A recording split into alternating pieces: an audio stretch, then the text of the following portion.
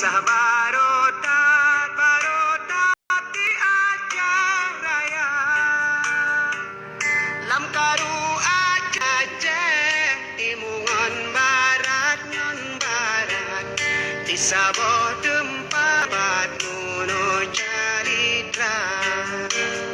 Doane si anak. Lam jujur saat tuangan poma. Ditanyong ba ama jino pat hai jino dilon rindu dat rintene rupa.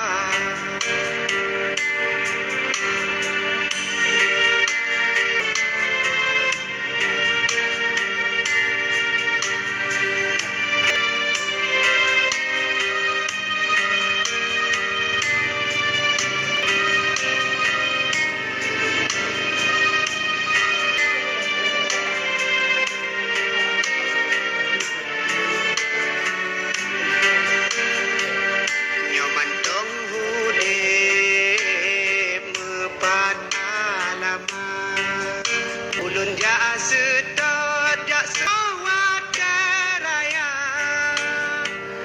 Nyoka meninggal mepat kejirat asiat ja siat lun baca doa.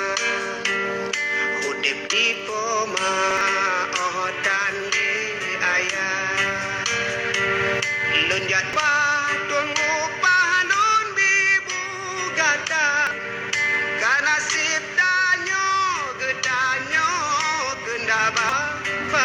Hadapi susah tetap lun sabar.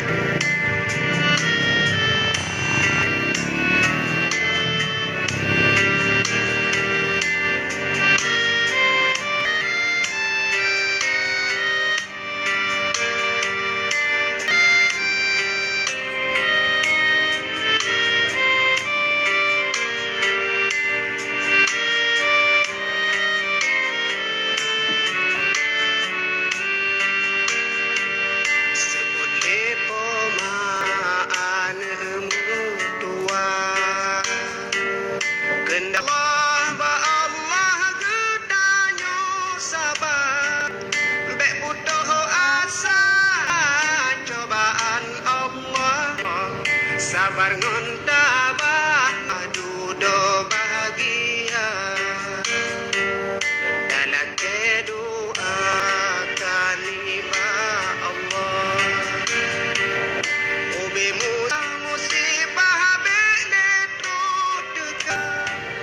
Aceh beraman leru darah seramo mekah bukong agama seramo